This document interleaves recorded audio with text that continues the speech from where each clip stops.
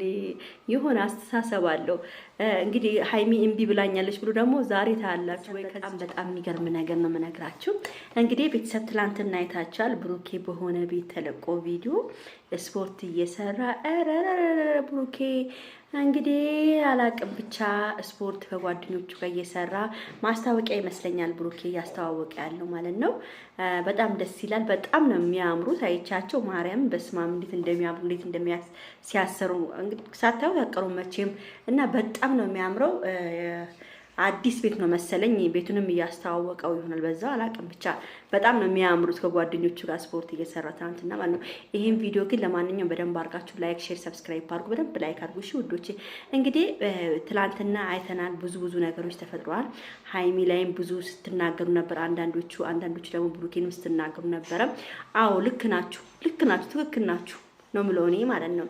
በበኩሌ እኔ ምለው በመሃላቸው ያለው ፍፄ ነው። ፍፄ ከመሃላቸው ወጥቶ ይሄ ለዛ አሁን ደግሞ ታያላችሁ። ለዛ ወሬ የሚያቀብለው ምን ሚለው ጭንቅላቱ የሚሞላው ፍፄ ነው። ልንገራችሁ አሁን እኔ የሚያስፈራኝ ነገር ምን እንደሆነ ታውቃላችሁ?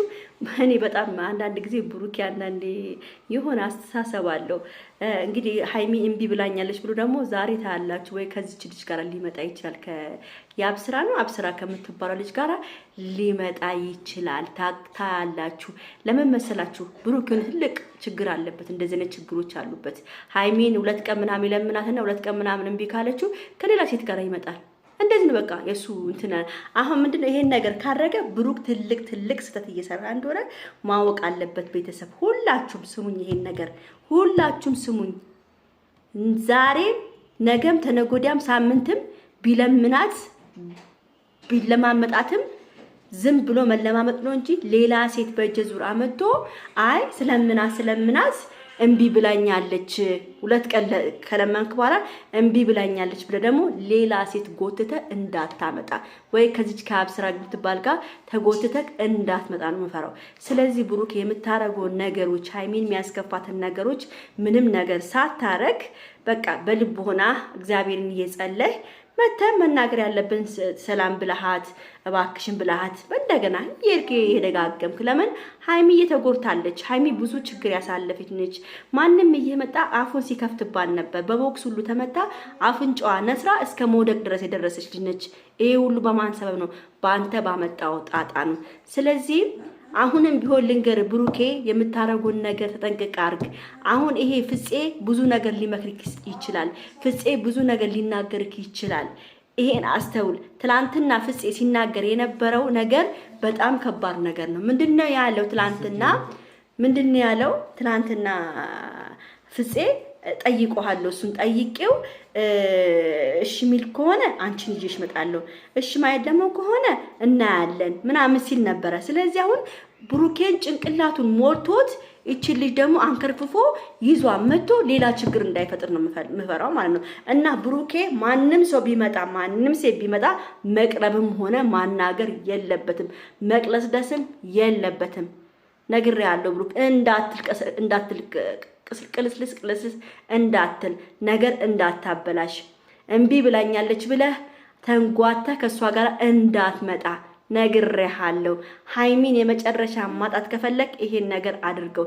ቤተሰብ በጣም ብዙ ሴራ ነው ገና ታያላችሁ። በጣም ብዙ ስራ ሃይሚና ብሩኬ ባጭሩ ይሄን ነገር ካልቀጩትና ካልታረቁ ገና ብዙ ሴራዎች ገና ኤፍሬም ራሱ ሌላ ተንኮል ይዞ ይመጣል። ሌላ ነገር ሊመጣ ይችላል። አሁን ብሩኬ ከሌላ ሴት ጋር መጥቷል። አንቺ ደግሞ ነገር ከሆነ ወንድ ጋራ ጥሩ ሰው አይልሻለሁ ከጥሩ ወንድ ጋራ ነይ አብረሽ ምናምን ብሎ ደግሞ ሃይሚን እንዳይነግራት። ለነገሩ ሃይሚ የምትሰማ ሴት አይደለችም። ሃይሚ ጠንቃቃ ነች፣ ታውቃለች። ማንነቷ የምታውቅ ስለሆነች ኤፍሬም ደግሞ ይሄን ነገር ሊያደርግ ይችላል። ለማየት ያብቃችሁ። ብዙ ነገሮች እየወጡ ነው ያሉት። ሌላ ወንድ አመጥቶ ሃይሚ ጋር አብሮ እንዲሰራ ሊያደርግ ስለሚችል ሃይሚ የራሱ መጠንቀቅ አለባት።